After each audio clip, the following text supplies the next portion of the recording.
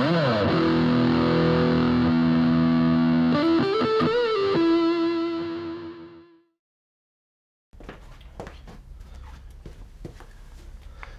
today we're going to be adjusting the chain slack on a Triumph Speed Triple. This is a 2005 model, but the techniques you'll see here will be applicable to most, if not all, of the Speed Triple models, and also many single-sided swing arm motorbikes. Tools you'll need: 17mm socket or a spanner. Ideally you'll need a torque wrench as well to re-torque up the bolt once you've done it. You'll need the C spanner from your toolkit, and also a ruler or tape measure. You'll also need a way to get the rear wheel off the ground so you can do the adjustment. First thing to do is to measure the chain slack while the bike is in this position, so on the side stand without any additional weight on it as specified in the user manual.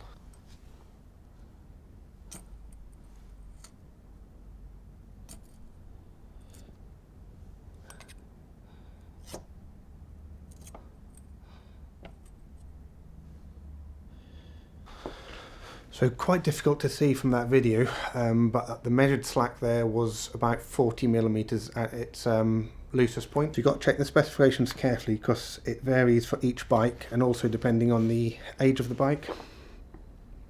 So a Speed Triple up until VIN 461331, which range mine is in. The specification is between 35 and 40mm. This one is just at the end of its tolerance, so we'll tighten that up to about 35mm. For the newer bikes, the tolerance comes down to 21 to 30mm. Even 35mm does feel quite slack compared to most bikes. Sometimes MOT testers have commented on my bike despite it being well within specification. So let's go and adjust it anyway. I find for this bike, once I've got the rear wheel off the ground, it doesn't actually change the slack that much, so I'll tend to just adjust it to be correct with the wheel off the ground, and then I'll put it back on the floor and just double check it. Depending on your suspension settings, you might find it makes a big difference and you've got to lower it down and pick it up a lot more often, so just double check it.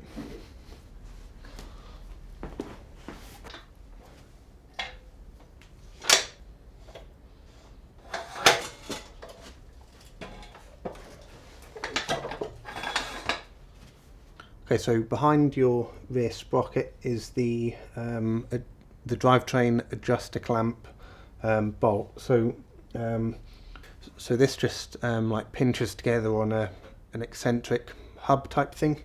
So if you loosen that off, you can then adjust it backwards and forwards.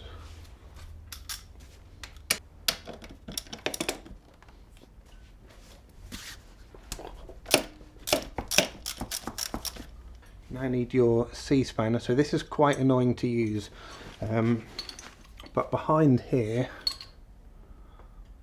if I just zoom in a little bit, behind here there's a series of sort of teeth type things, which if you, it takes a bit of a knack, but if you hook that in, if you pull it this way round, that's now slackened off the drivetrain, so clockwise we'll slacken it off.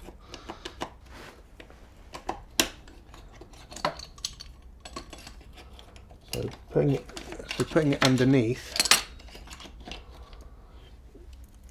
going anti-clockwise, will then tighten it up.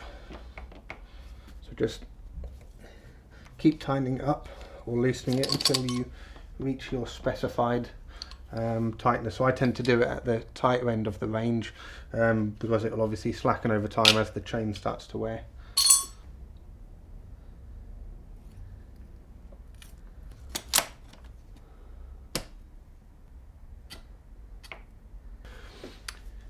Okay, that's 35mm slack. So just tighten that back up. Set your torque wrench to 55 Newton meters, whatever your manual tells you to do.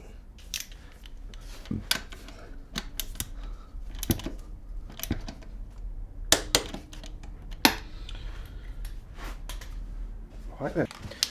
So while you've got the bike off the ground and you've got the chain nicely done, you might as well give it a quick spray of lube whilst there.